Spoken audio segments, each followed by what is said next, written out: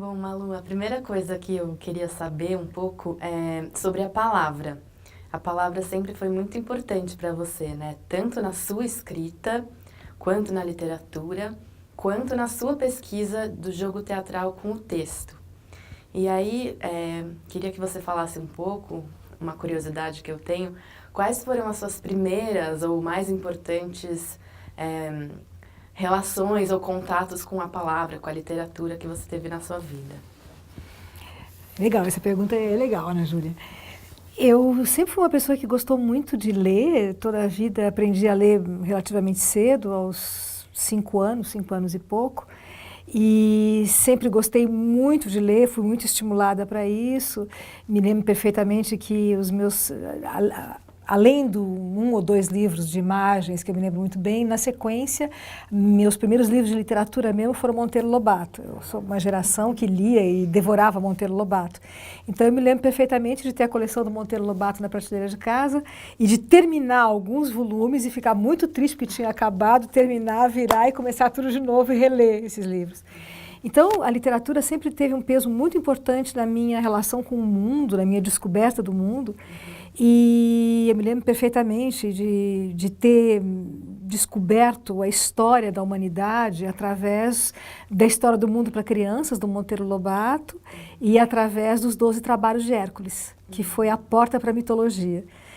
Então, isso era na esfera familiar, lia muito, e dentro da escola eu gostava muito de ler e inclusive gostava muito de fazer redações e fazia uns acordos com colegas, eu fazia redação para eles, enquanto eles faziam o desenho para mim, a gente tinha uns esquemas de permuta. E na escola, a partir do 3º, 4º ano primário, então eu tinha em torno de 10 anos, nós tínhamos muito contato com literatura. Aí os grandes autores brasileiros, por exemplo, Machado de Assis é um autor que eu sempre gostei muito.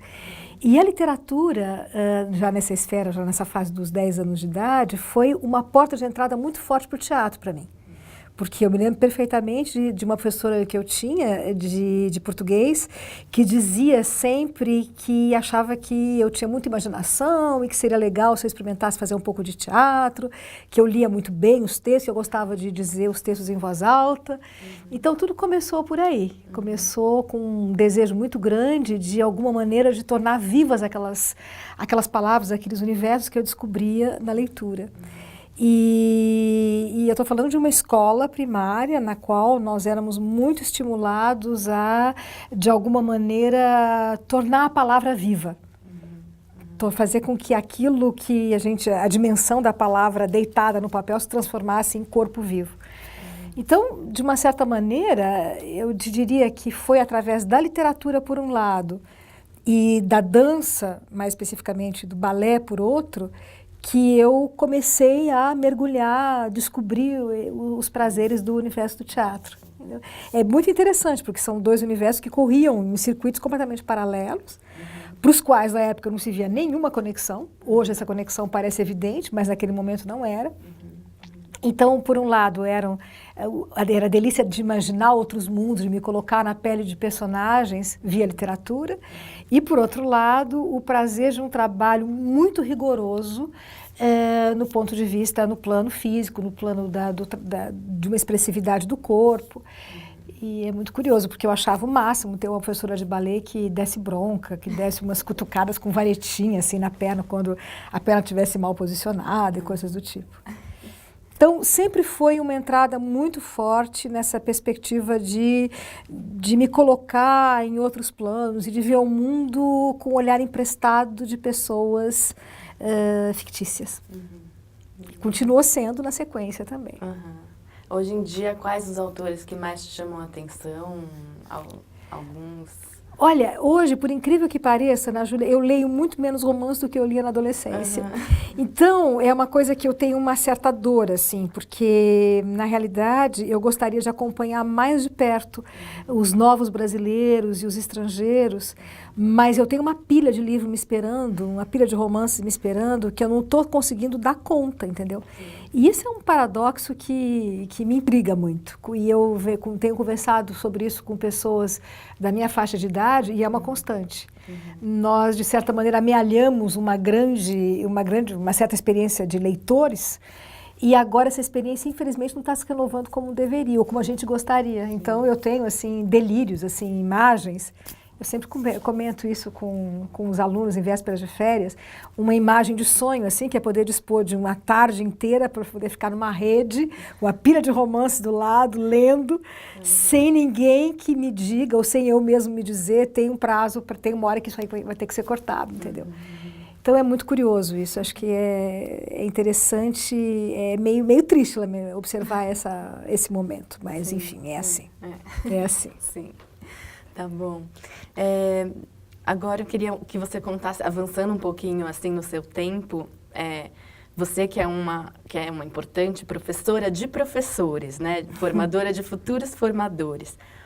Conta um pouco como foi a sua experiência ainda como professora lá atrás de crianças, quais foram as descobertas que você teve, as dificuldades, se as angústias que você teve ou os prazeres que você teve, você sente ecoar também nos seus alunos hoje, na sala de aula dentro da universidade? Como que é, se uma coisa se relaciona com a outra? Acho que a gente sabe pouco da Malu, professora de jovens. É verdade, é verdade. Olha, é muito curioso, porque eu comecei a trabalhar dando aulas de português, de história e geografia e de teatro muito no começo da carreira. Na realidade, eu sou fruto da ECA, eu fiz essa escola, fui aluna dessa escola nos anos 70, e enquanto eu fazia a ECA como estudante, eu já trabalhava, já dava aula. Inclusive, eu me lembro que eu lamentava um pouco não poder estar aqui, eu fazia o curso de manhã, eu lamentava um pouco não poder estar aqui de tarde para poder acompanhar os cursos esporádicos, os cursos de extensão que havia, porque eu tinha que trabalhar. E, na realidade, então, naquele tempo, naquele momento, eu trabalhei em escolas particulares, um pouco em escola pública, mais em escolas particulares. E, naquele momento, eu me lembro que um grande debate que havia era o teatro a serviço de outras disciplinas ou teatro com sentido em si mesmo. E eu sempre achei que esse debate tinha, até um certo ponto, era um falso debate. Não completamente, mas até certo ponto, sim. Porque, na realidade, se você propõe um processo de trabalho inteligente, bem articulado, você pode, de alguma maneira, estabelecer uma rede entre a tua subjetividade e determinadas questões de caráter histórico, de caráter filosófico, ou mesmo de caráter literário. Então, eu gostei muito de trabalhar nessa esfera e aprendi muito dando aula para crianças, curtia muito para crianças e jovens, isso em São Paulo. Depois, teve uma fase da minha vida que eu fui viver em Porto Alegre. Isso é uma fase mais tardia, em que eu já era formada e já estava com o mestrado a caminho. E nessa fase em Porto Alegre, eu tive uma experiência bastante desafiadora e muito difícil no Colégio Israelita Brasileiro, em que eu trabalhava com adolescentes, todos de classe alta, adolescentes que estavam às vésperas de prestar o vestibular, estavam no colegial e achavam que teatro era uma perda de tempo e energia. Porque eles estavam completamente focalizados no vestibular, uma competição feroz, querendo a todo custo aprender, serem ótimos nas disciplinas ditas as mais sérias, as mais importantes.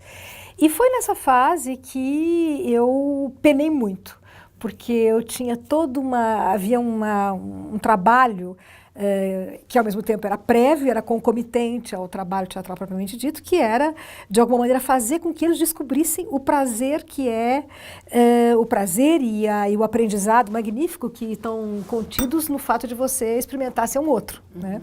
Sem falar de todos os aspectos da combinação, do trabalho em grupo, do acerto, das arestas entre as pessoas e assim por diante. Essa foi uma experiência muito difícil, muito desafiadora, mas pouco a pouco eu fui conseguindo, de alguma maneira acertamos os ponteiros. Naquela época, Ilana Kaplan, que hoje é uma atriz relativamente conhecida, foi minha aluna. Eu me lembro muito bem de a gente ter se divertido muito juntos, um senso de humor assim fenomenal. E então foi uma primeira grande dificuldade que eu tive, que foi possível vencer, mas assim gradativamente, nada caiu do céu. Um segundo momento muito difícil, e esse segundo momento difícil eu tive a ocasião de partilhar, de destrinchar com muitos detalhes junto aos alunos aqui da própria ECA, foi um período em que eu trabalhei na antiga FEBEM, em Porto Alegre também. na antiga Fundação Casa. Quer dizer, na antiga FEBEM, hoje Fundação Casa. E foi uma fase duríssima, porque eu tive uma sensação muito dolorida, talvez a sensação do plano profissional, a maior dificuldade que eu já tenho experimentado na minha vida. Talvez não, com certeza foi. O momento mais difícil da minha vida profissional. Foi um período de um ano e pouco, que eu trabalhei então numa das FEBEM de Porto Alegre, tentando implantar um processo de aprendizagem teatral. E eu tinha, nas turmas com as quais eu trabalhava, eu não tinha acesso à ficha, eu não sabia, não tinha dados sobre o passado dos jovens. Na realidade, eram jovens entre 10 e 15 anos, por aí. Eu não tinha acesso, mas eu sabia que entre as turmas com as quais eu lidava, havia mais de um caso de um garoto que tinha assassinado outro. E isso, hoje, pensando bem, acho que foi bom eu nunca ter sabido. Acho que foi uma atitude sábia. Mas foi muito, muito difícil na medida em que eram crianças que tinham uma dificuldade, evidentemente, muito grande de se relacionar entre si. E eram crianças que tinham muito desejo de contato físico, que queriam pegar, segurar, abraçar, e que tinham um desejo muito grande de aconchego. E isso era uma coisa que me angustiava muito, porque... De um lado, eu, de alguma maneira, me dispunha a algum contato, mas, ao mesmo tempo, ficava me sentindo super atrapalhada, porque eu sabia que isso não ia durar e a gente tinha também, bem ou mal, tínhamos uma proposta de trabalho juntos. Foi uma fase muito difícil. Agora, na Júlia, hoje, na realidade, esses exemplos que eu estou citando, entre outros, eles alimentam, sem dúvida, a minha atividade como professora aqui dentro. Mas, ao mesmo tempo, se de um lado, eu acho que muitos aspectos dessas experiências são muito úteis, são muito vivos e podem realmente nutrir uma reflexão sobre o trabalho com arte, tanto na esfera da escola quanto da ação cultural hoje, eu também tenho, por outro lado, a certeza de que o mundo mudou muito, de uma forma muito acelerada de lá para cá. Então, entre esses fatos que eu estou te descrevendo, nesses casos, eu estou te falando de experiências dos anos 80 para hoje, nós temos mais de 30 anos, nós temos 30 anos, e acho que realmente o mundo se acelerou, as mutações, as transformações que a gente viveu se aceleraram tanto, que hoje a gente tem urgências muito, digamos, muito fortes, a gente tem algumas perplexidades com as quais a gente vive no mundo de hoje, que é preciso responder rapidamente e para as quais muitas vezes nós, professores, formadores de formadores, não temos resposta. E a gente vai tateando, a gente vai experimentalmente, a gente sabe que a gente não quer, o que não é desejável, mas a gente não tem muita certeza sobre por onde, como trabalhar.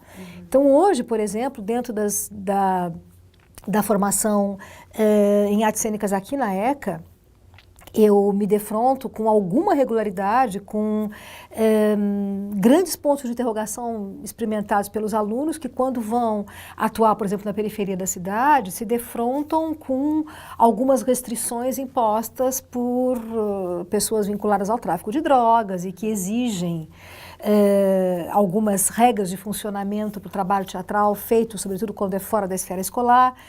E cabe a nós, professores, nos defrontarmos com esse tipo de situação e, de alguma maneira, pensarmos juntos como é que a gente se posiciona em relação a elas.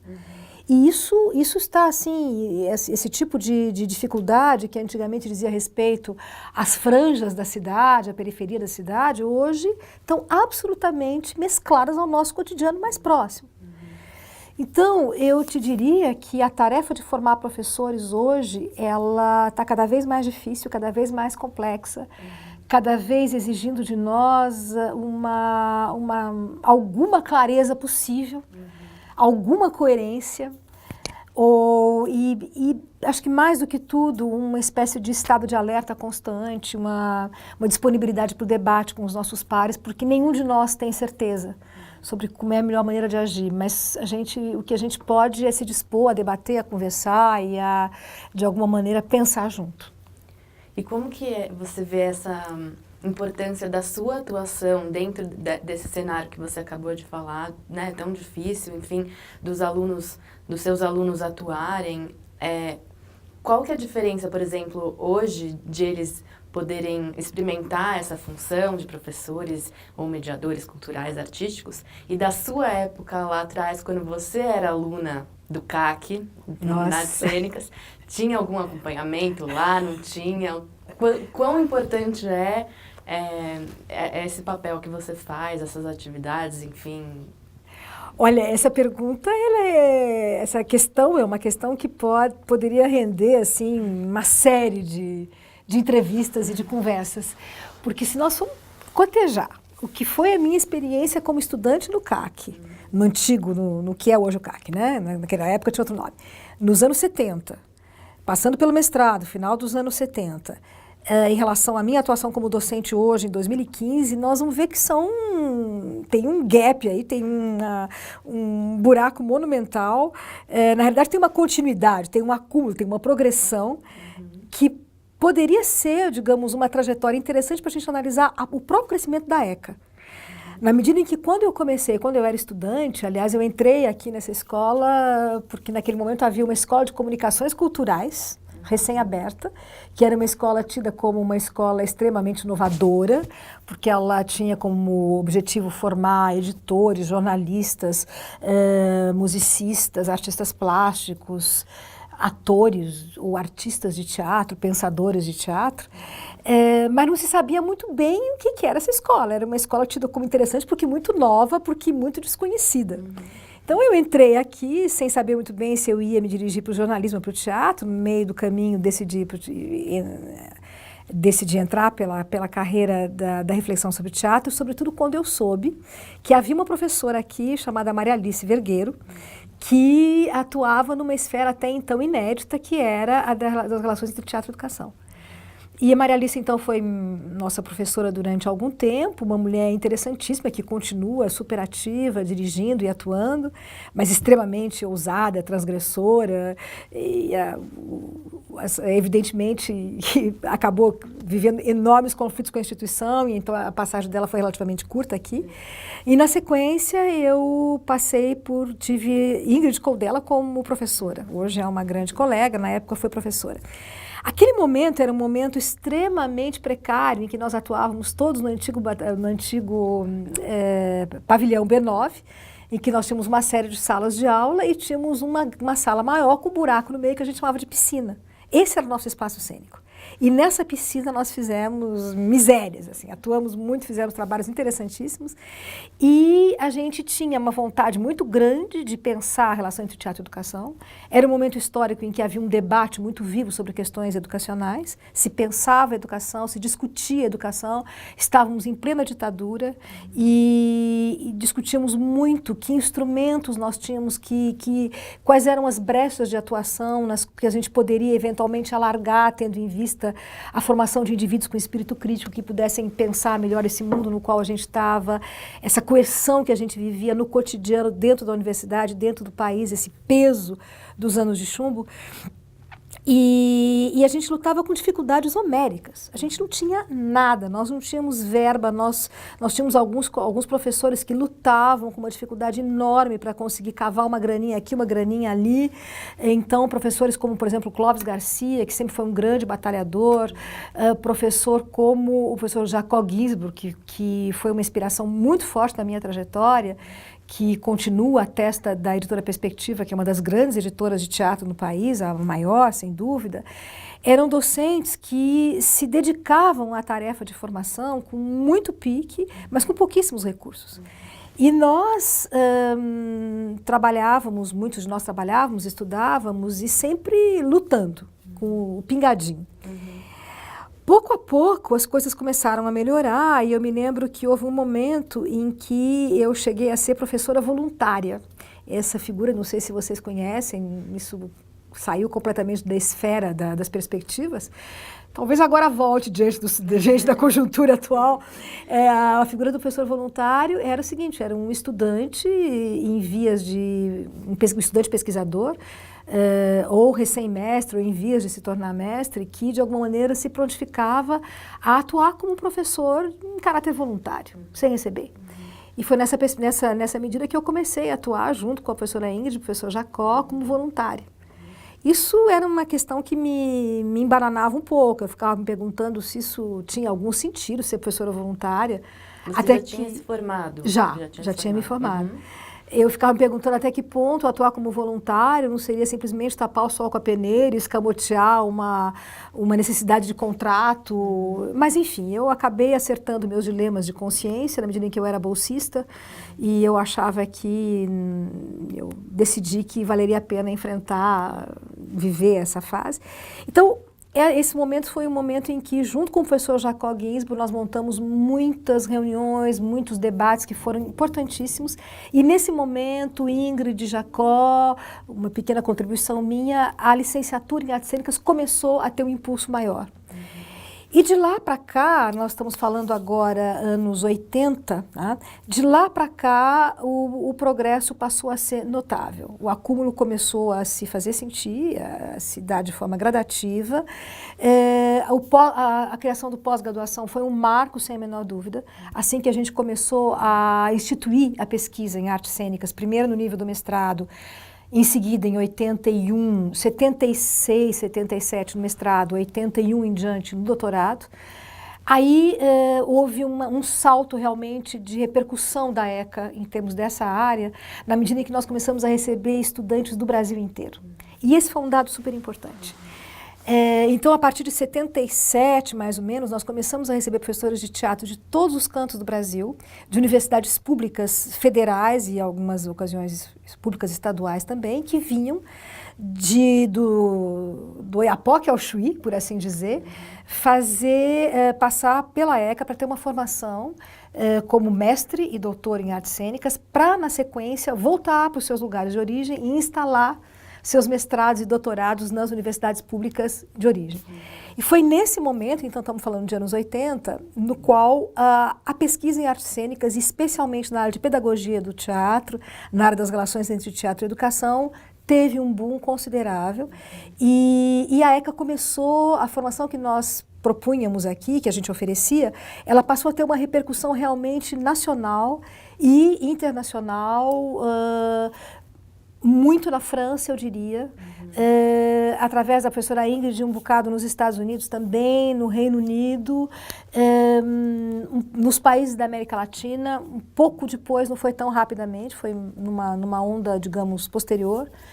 E agora a gente está passando por não nesse momento exatamente, mas até há uns 2, 3 anos atrás, nós estivemos vivendo um momento muito interessante no qual não só a gente tem assim, várias gerações de estudantes formados, gerações de pessoas quase contemporâneas a nós em termos de idade, que já instauraram e consolidaram seus programas de pós pelo Brasil afora, como alunos mais jovens, alunos da tua geração, por exemplo, mestres, pessoas que foram mestres recentemente, doutores também recentemente, e que estão por aí, pelo Brasil afora, implantando novas modalidades de formação, não só pensando em professores, mas também atuando junto a grupos de teatro, atuando junto a escolas que formam atores, que formam diretores de teatro.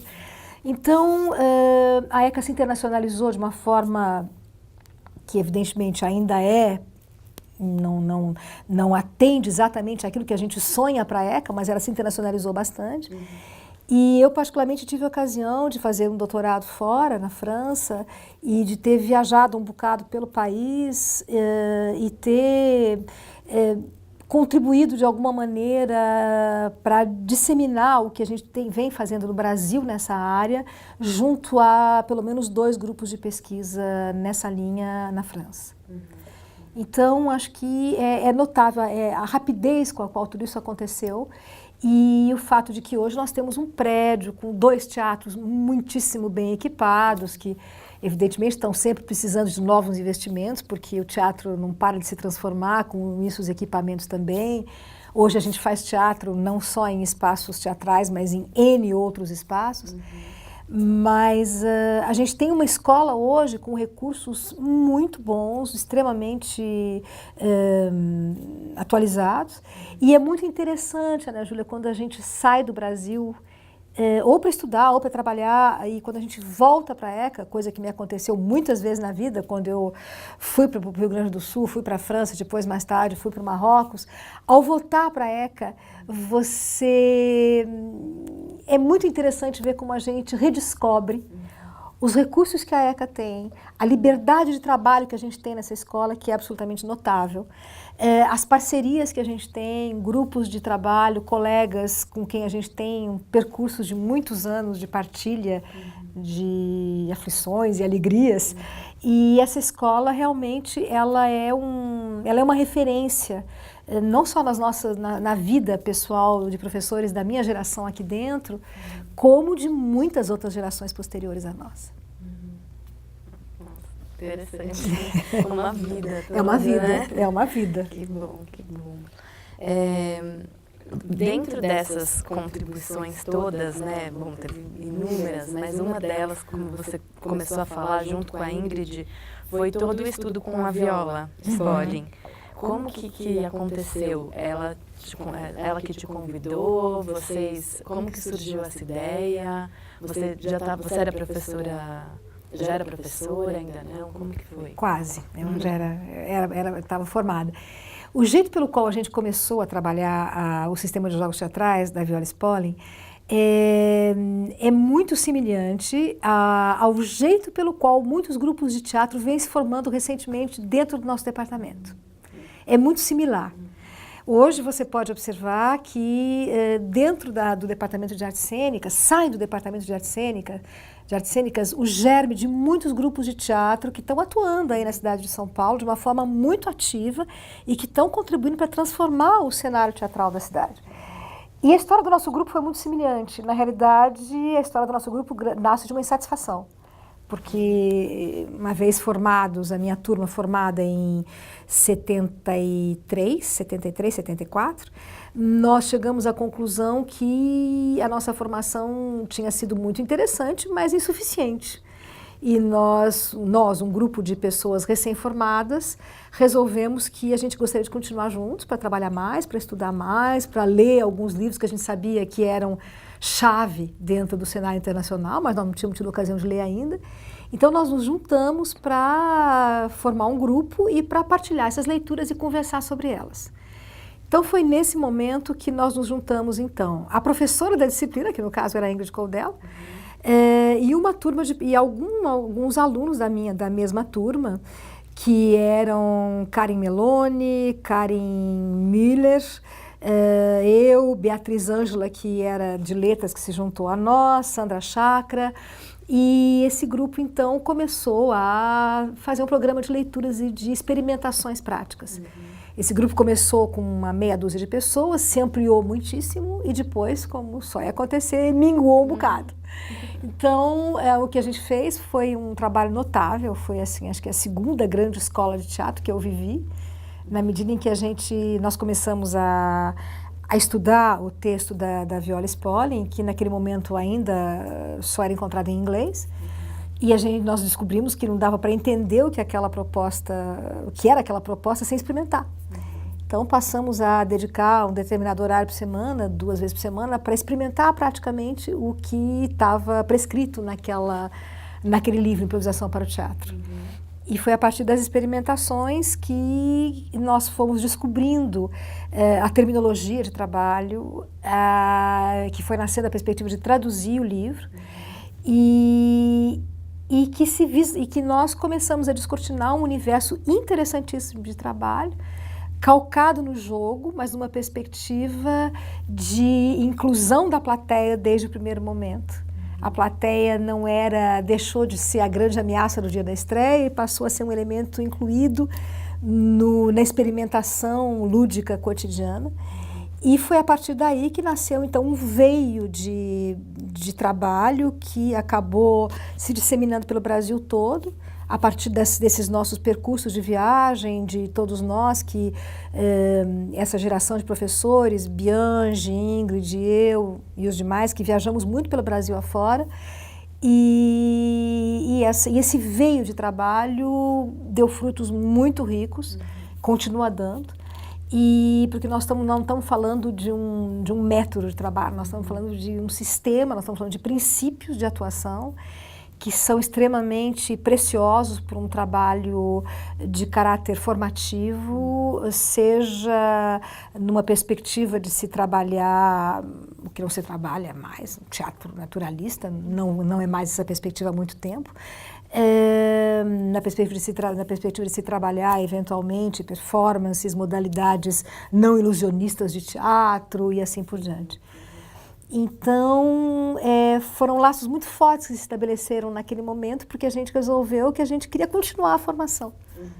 Assim como muita gente continua com desejos semelhantes a partir de experiências fortes de cumplicidade nascidas aqui. Porque é uma coisa importante se dizer, hoje na ECA, no nosso departamento, a dimensão de trabalho prático tem um peso muito maior do que ela tinha quando eu era estudante. Quando eu era estudante, a gente ainda havia menos clareza sobre a diferença entre o Departamento de Artes Cênicas e a própria EAD, a própria formação de atores. E a ênfase no nosso caso era muito mais em termos de reflexão. E pouco a pouco, inclusive com a entrada de professores jovens no departamento, professores que são diretores teatrais, que têm uma experiência como artistas da direção muito forte, como é o caso de pessoas como Maria Thaís, Sérgio Carvalho, Antônio Araújo, Sibeli Fojás. São pessoas que, de uma forma ou de outra, têm atuado muito na perspectiva de pensar o quão indissociáveis a gente quer que processos de refletir e de fazer possam ser. Então, hoje existe um equilíbrio bem maior. Esse equilíbrio é sempre, digamos, ele sempre tem um aspecto um pouco precário. A gente sempre pode melhorá-lo. Mas ele é hoje um norte muito forte na nossa formação. E na época em que eu era aluna, não. Eu me lembro que havia algumas dificuldades na nossa turma, quando eu era aluna, havia algumas pessoas que a gente considerava de muito mais idade, de uma outra geração, que eram uns trintões, por exemplo, que tinham certa dificuldade de se lançar na experiência prática, de se arriscar fisicamente. E hoje não é mais esse o caso. Hoje a gente está diante de um mundo, diante de alunos que foram selecionados, inclusive, no vestibular, em parte pela capacidade de se colocar dentro de um espaço cênico, de interagir com o outro, de contracenar com o outro, assim por diante. Então, hoje, a gente tem uma ênfase muito grande no corpo e na relação com o outro como forma de aprendizado. Legal. Bom, falando já disso, então, dessa junção, né, do artístico, do fazer, do corpo, com o pensamento e também com a educação, enfim, tem uma vertente do seu pensamento, da sua pesquisa, que é a ação cultural, né? Que aparentemente é mais recente, mas na verdade não é, né? Porque faz pouco tempo que você começou a pesquisar os grupos fomentados e as contrapartidas, mas na verdade isso já começou lá atrás, quando você trabalhou no MAC, né, no Museu de Arte Contemporânea. Então conta um pouco das duas experiências e de onde que vem também esse desejo e como isso é importante também para o Teatro Educação. O Teatro Educação não é só ir lá e dar aula, também isso é super importante. Como que é isso? Essa é uma boa pergunta também. Na realidade, essa perspectiva do trabalho com ação cultural começou realmente bem antes de tudo isso. Começou em Porto Alegre, com alguns cursos de extensão na própria Universidade Federal, em que os estudantes tinham uma perspectiva um desejo muito grande de ir para os bairros periféricos e de atuar com populações com dificuldades e com carências muito grandes. Então, eu comecei a me abrir para esse tema naquele momento. Isso nós estamos falando dos anos 79 e 80. Na sequência, teve uma outra esfera da minha experiência nessa área que foi muito forte também, que foi no momento da criação da Escola Livre de Teatro de Santo André, em que nós formávamos atores, tive a satisfação de fazer parte da primeira turma da Escola Livre de Santo André, ainda nos anos 90, 91, Mas havia uma faceta do meu trabalho lá que ia justamente dentro dessa perspectiva da ação cultural. Eu atuava junto com alunos que estavam fazendo, que estavam se formando como atores na Escola Livre, e já tinham uma atuação também nos bairros periféricos de Santo André. E era uma atuação muito problemática. Esses estudantes tinham uma enorme boa vontade, um enorme desejo de transformação social. Eles queriam implantar uma prática teatral onde a possibilidade de questionar o meio em que se vivia, a possibilidade de trabalhar tendo em vista a melhoria das condições sociais fosse ligado ao trabalho teatral. Só que eles tinham uma dificuldade muito grande de fazer isso porque eles iam atuar em regiões muito difíceis. Então, dentro da Escola Livre de Teatro, nós instituímos um jeito de trabalhar que foi super interessante, que acabou perdurando mesmo depois de eu ter saído de lá e que deu frutos bem interessantes, que foi o seguinte: nós tínhamos um horário fixo, um dia e um horário, no qual os estudantes que estavam vivendo essas experiências nas zonas periféricas de Santo André vinham para a Escola Livre, nós discutíamos com eles alguns impasses, algumas dificuldades, fazíamos estudos de caso dos momentos mais difíceis que eles tinham. Ou dificuldades que eram de toda a ordem, né?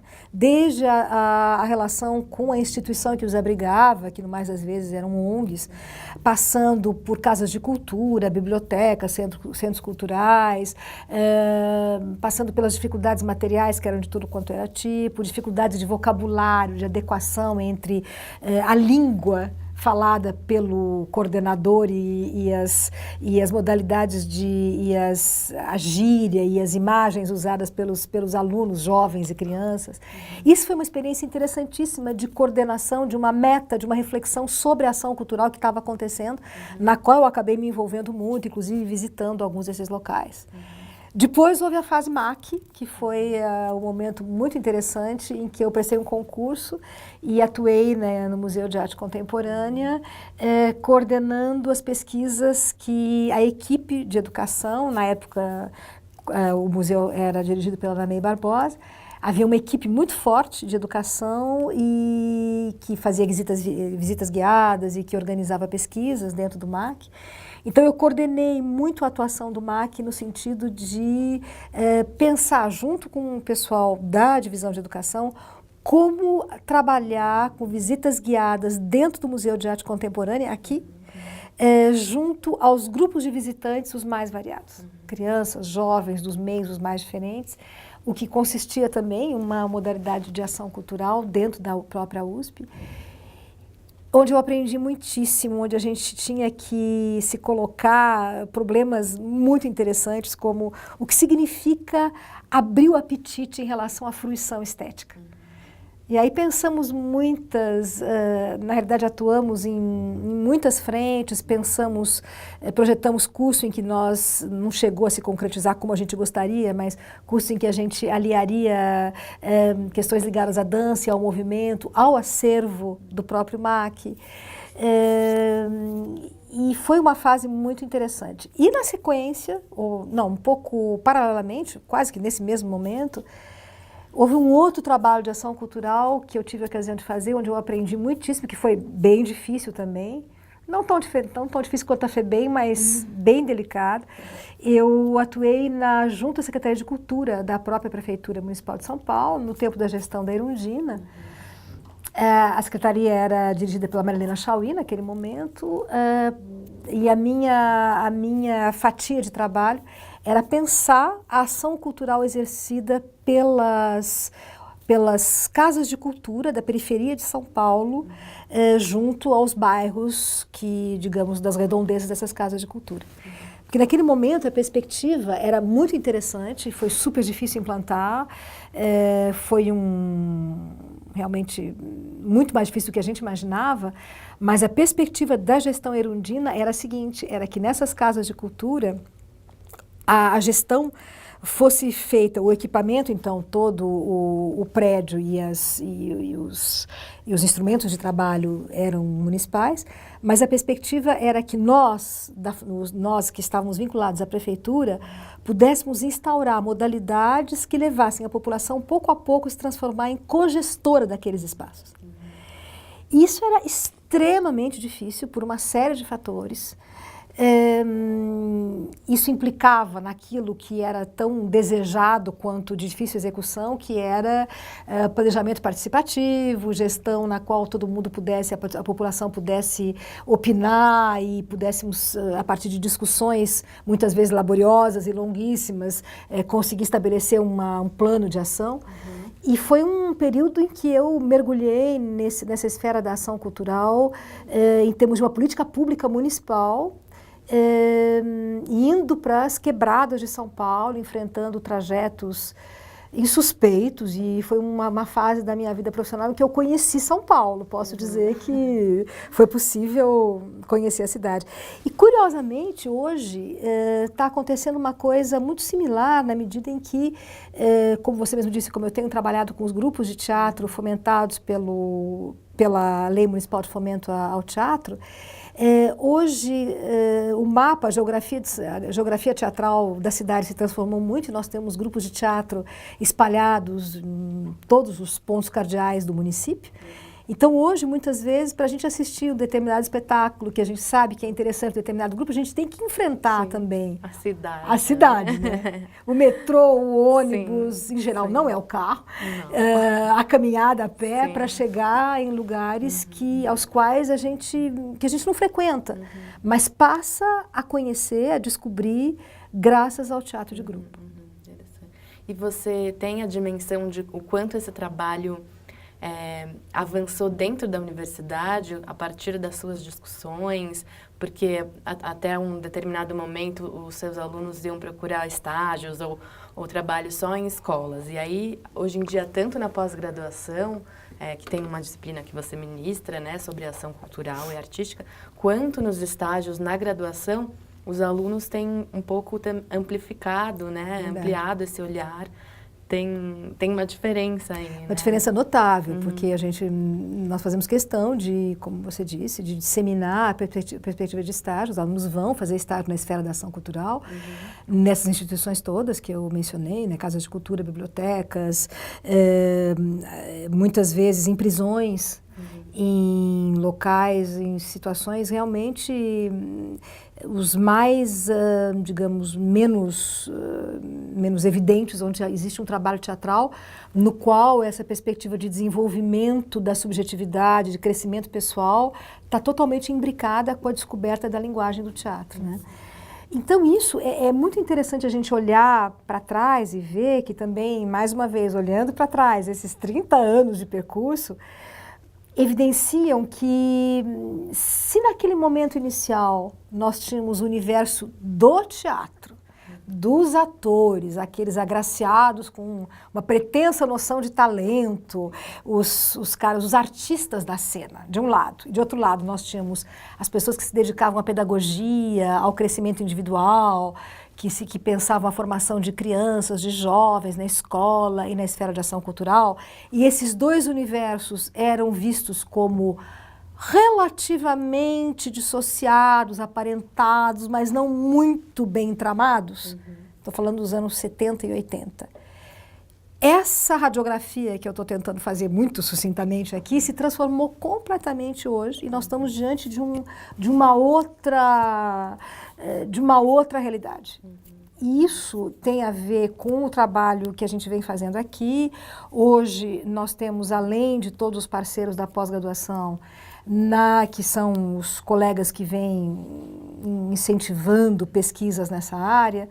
No nível da graduação, o professor Flávio Degrange e eu temos atuado nessa esfera, temos publicado um bocado sobre esse assunto também, e graças a esse trabalho de formiga que a gente vem fazendo, e paralelamente a isso, graças às grandes transformações que a própria cena tem sofrido no Ocidente, que o teatro contemporâneo tem vivido no Ocidente, principalmente dos anos 95 para cá, por aí, nós vamos ver que hoje esses limites não existem mais, eles não existem parelhos entre as duas esferas. E hoje, se a gente for pensar assim, nós temos grandes diretores de teatro, como nós temos também grandes diretores de cinema, que esperam e que têm, na perspectiva de atuar com pessoas não formadas, não atores profissionais, digamos, uma vertente muito forte da sua proposta estética.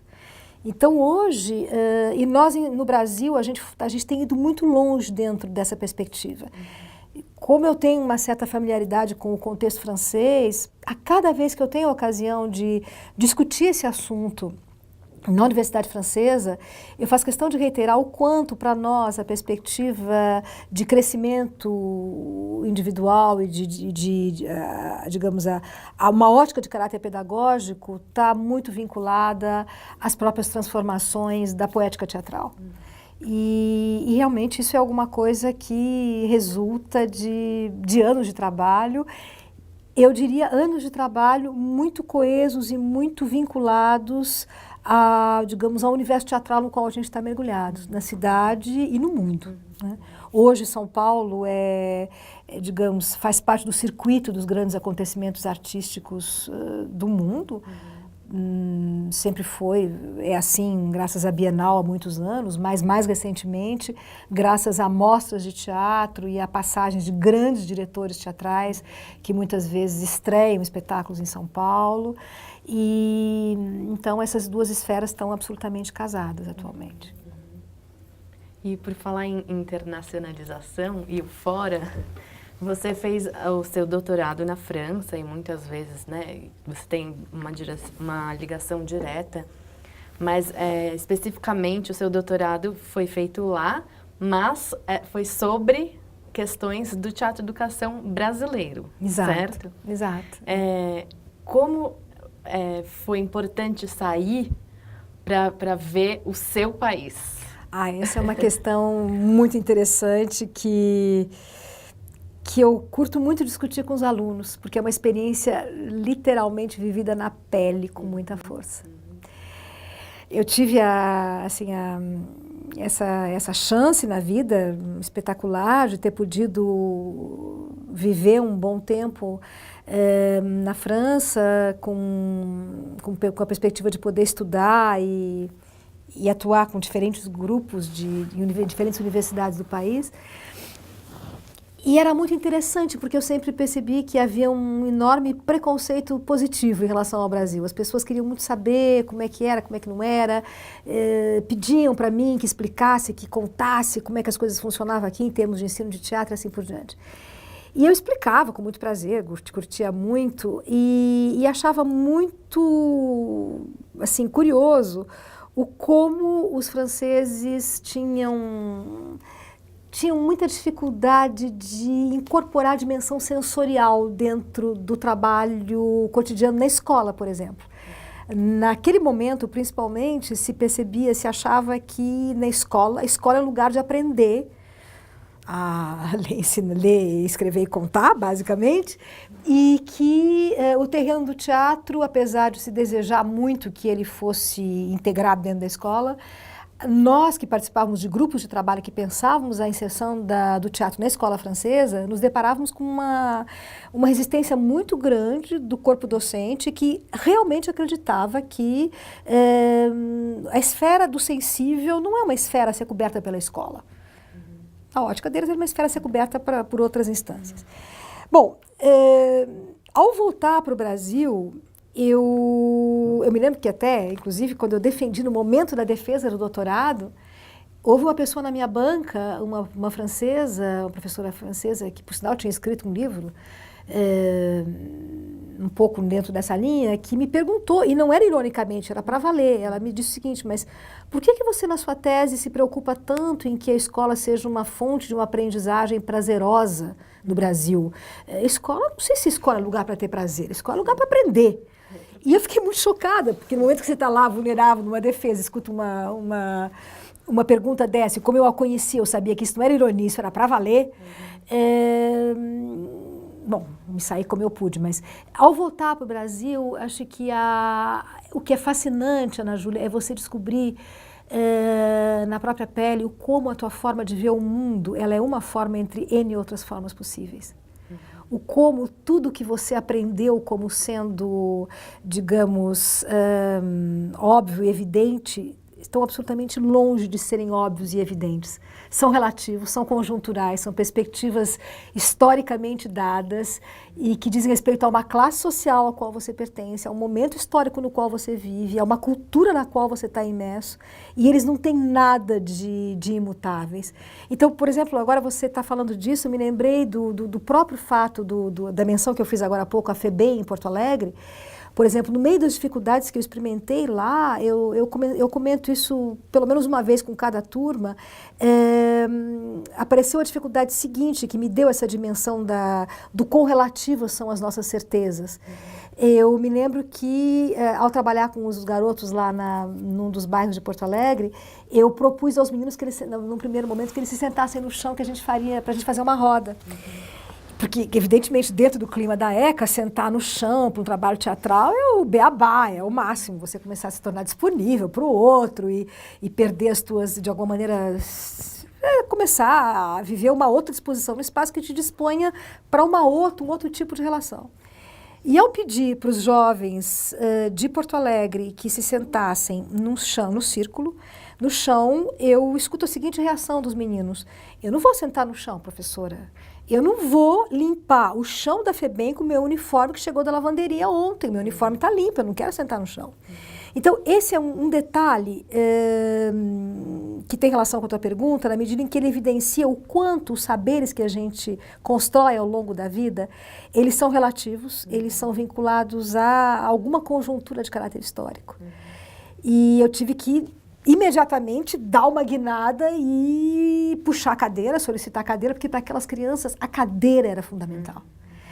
Da mesma medida, eu acho que a volta, depois de uma estadia fora, quando você vem para cá, e a mesma coisa aconteceu quando eu tive a ocasião de viver no Marrocos, quando você volta para cá, você, por um lado, não acha que é importante não perder a capacidade de ficar indignado com todas as aberrações, com tudo aquilo que a gente considera, digamos, que não vai bem no Brasil. Mas, por outro lado, é fundamental a gente descobre o quanto, ao sair, a gente acaba descobrindo como é que a gente funciona. Quem nunca saiu, considera que tudo é óbvio, é normal, é assim mesmo. E você precisa ter único, distância. Né? É o mundo. É o único que a gente... como se fosse o único possível. Exatamente. Então, o velho Brecht tinha razão, né? Você tem que ter distância, tem que ter uma margem em relação aos acontecimentos, à obra, aos fatos, para poder, de alguma maneira, examinar isso criticamente. Se você não tem distância, você está imerso e não enxerga. E continuando em Marrocos, né, quando você foi, que não era nem França, nem Brasil, era uma cultura que você talvez nunca tinha tido tanto contato, como foi essa radical experiência com o outro? Porque no teatro é isso que a gente faz toda hora, né? É a alteridade na pele. Então, como que foi? Foi fascinante, muito difícil e fascinante, porque eu tinha que me haver com uma cultura completamente opaca para mim no começo, inexplicada. Eu me lembro de começar vendo mulheres de véu de um lado, homens de outro lado, que se dispunham a uma experiência teatral que eu estava propondo. Mas eu me lembro de me perguntar, gente, o que eu estou fazendo aqui, né? Porque não vai ter mistura, como é que vai ser? Vai ser sempre assim? E é belíssimo você perceber que com o tempo de trabalho teatral, essa mistura foi acontecendo e as pessoas foram, de alguma maneira, ampliando os seus limites e se relacionando entre si. E foi uma experiência muito rica na medida em que eu era a outra, eu era a visitante, que tinha que tomar muito cuidado para não fazer gafe, pisava em ovos, cuidava muito das palavras que eu escolhia, não usava gíria, tomava muito cuidado com a linguagem, com os modos, com as atitudes. E Mas o que é fascinante é você ver como num trabalho longo, foi um trabalho de praticamente 10 meses, como num trabalho longo, através da descoberta do universo artístico, essas arestas vão deixando de existir e aquela pessoa que no primeiro dia, para mim, era uma mulher de véu, no 10º mês passou a ser a Najat, passou a ser a Samira, passou a ser fulana de tal, com quem eu tinha uma história. Então foi belíssima a perspectiva de ver como o universo lúdico, o universo do teatro, foi uma ponte muito forte, muito luminosa entre as duas culturas. E poder responder as questões deles e poder, de alguma maneira, colocar na roda o que é o universo do Brasil foi muito bonito também, porque eles tinham muita curiosidade. E eles tiveram uma imensa tolerância com essa estrangeira que estava lá e que eles respeitaram muitíssimo, me trataram com uma deferência, dada a minha condição de docente, muito especial, muito sui generis. Foi um momento muito bonito. E o tema foi a palavra também, Foi a palavra. Né? Nós trabalhamos com textos de autores marroquinos, textos de caráter narrativo.